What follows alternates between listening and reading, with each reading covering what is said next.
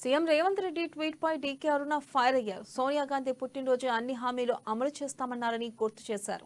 ఏడాది కావస్తున్నా ఇంతవరకు ఏ ఒక్క హామీ పూర్తిగా అమలు కాలేదన్నారు.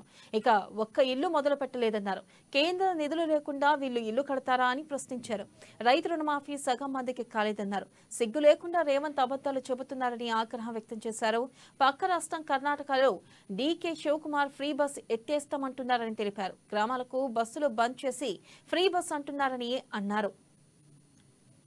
ప్రధానమంత్రి మాట్లాడిన దానికి ట్విట్టర్ లో కౌంటర్ ఇచ్చారు. ఆయన ఎక్స్ లో కౌంటర్ ఇచ్చారు. ఈయన కూడా ఒక ట్విట్టర్ పిట్ అయిపోతున్నట్టుంది కేటీఆర్ లాగానే. మీరు ఎక్కడ ఎలక్షన్లో వస్తే అక్కడ అబద్ధపు హామీలు ఇస్తున్నారు, నెరవేరని హామీలు ఇస్తున్నారు. ఇప్పటిదాకా ఇచ్చిన హామీలు నెరవేర్చిన హామీలు మళ్ళీ ఇంకో చోట ఇస్తున్నారు. మిమ్మల్ని ఎన్ని హామీలు ఇచ్చినా హర్యానా ప్రజలు నమ్మలేదు.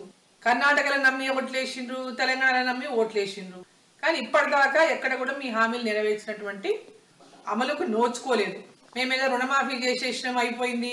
మీరు రుణమాఫీ చేసింది సగం మంది కూడా చేయలేదు. మీరు డిసెంబర్ 9కి రుణమాఫీ చేస్తామన్నారు. చెప్పిన తర్వాత 8 నెలలకు రుణమాఫీ చేసింది కూడా సగం మందికే. రైతు భరోసా అన్నారు. రైతు బంధు అని టీఆర్ఎస్ వాళ్ళు పేరు పెడితే మీరు పేరు మార్చి రైతు భరోసా అన్నారు. వాళ్ళు 10,000 ఇస్తుంటే మీరు 15,000 ఇస్తామన్నారు. ఇప్పటిదాకా రైతు భరోసాకు దిక్కే లేదు. ఏ ఒక్క రైతుకు రైతు భరోసా ఇవ్వలేదు. 10 అంటే మీరు 15 అన్నారు. కానీ ఇప్పటిదాకా ఇచ్చినటువంటి పరిస్థితి ఎక్కడ కనపడతలేదు. ఏ రైతునన్నా